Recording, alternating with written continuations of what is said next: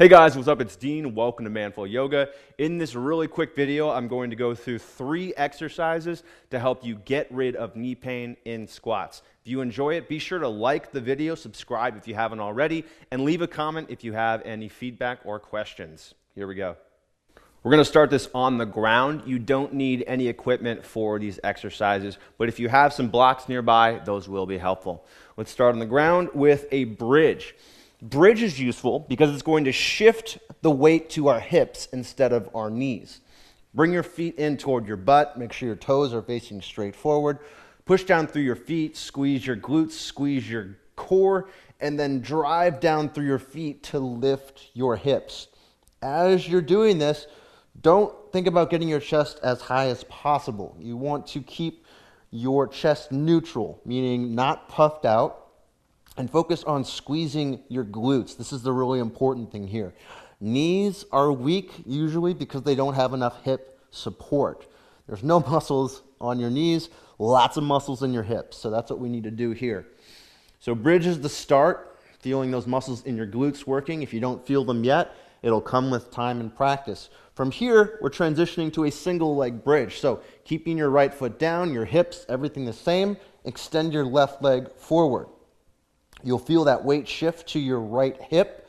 Make sure you don't let that left hip dip. Continue to push down through your right foot. Externally rotate your right hip. And then pull your shoulders forward using your right foot. So you'll feel a little bit more hamstring, a little more glute engagement. Keep your shoulders, your head, your neck relaxed.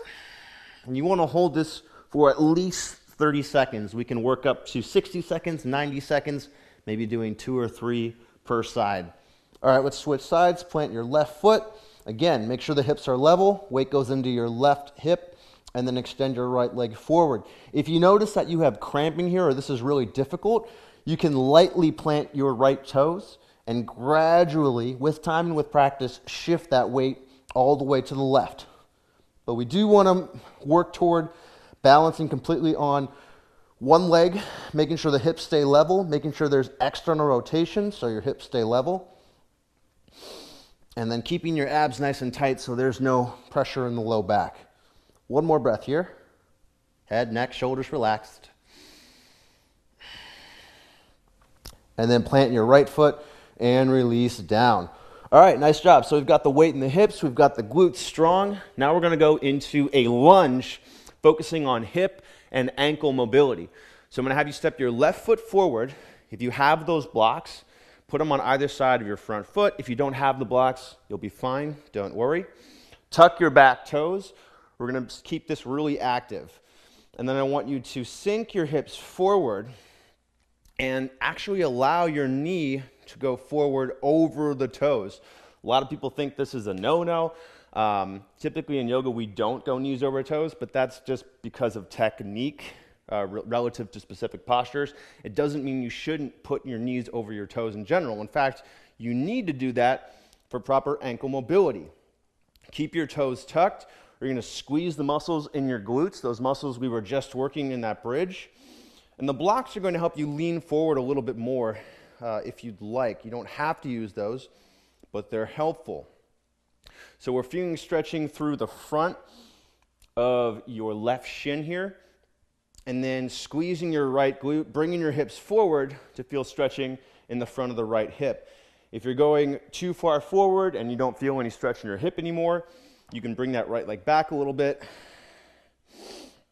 but it's kind of a trade-off, right? So we can either stretch through the ankle, not get as much of a stretch through the hip, or we can move the back knee back and get more of a stretch for the hip.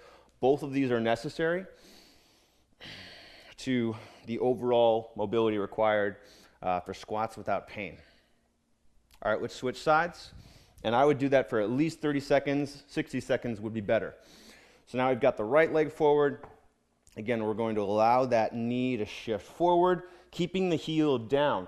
And if you have difficulty bringing that knee too far forward and your heel comes up, that's where the ankle mobility is restricting you in squats. If we don't have that mobility, then we have to go up the chain in your leg to find that mobility. And your knee, it just bends and straightens. There's not a lot of mobility there. So when it gets to the knee, That's why your knee hurts, because it can't move the way that the ankle moves. So again, squeezing your hips, allowing that knee to drive forward, keeping your heel down, keeping your back toes tucked. That's actually going to help mobility in your feet and your ankles as well. We've got a nice stretch to the front of your left hip. Hopefully you feel some activity in the front of your right shin. I want to try and stay upright through my chest here. And using my exhale to breathe deeper into this. You might feel some restriction in your knee here.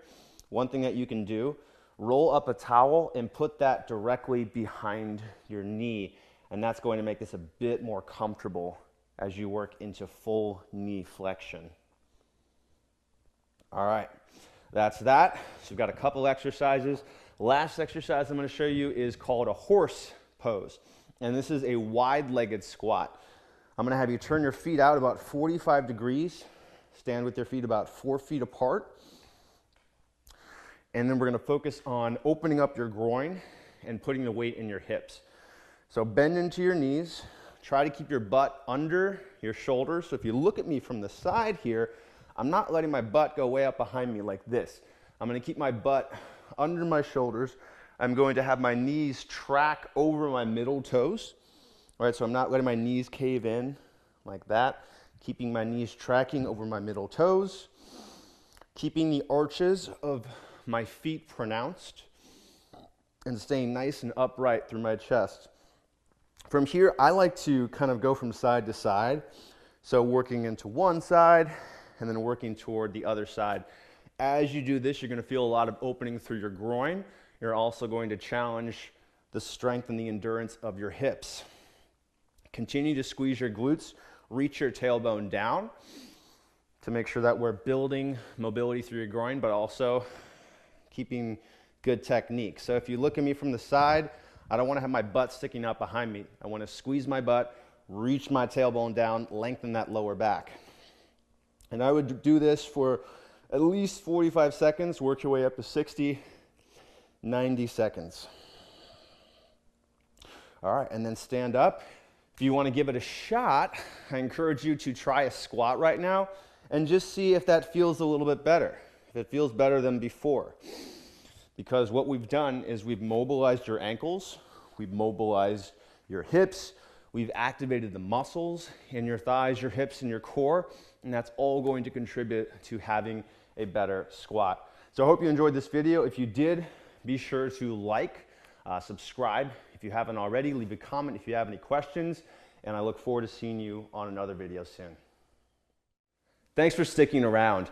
I want to invite you to join me for my free 7-day challenge, Beginners Yoga for Men. 7 workouts, 7 days to help hold you accountable, to help you learn yoga and feel the results of your workouts. I'm also going to give you a free gift when you sign up, a head and neck essentials routine, 25 minutes to help your shoulders, your neck, your head feel great and relieve stress. Thanks for watching this video. Make sure you subscribe to this channel, and I hope to see you on my challenge.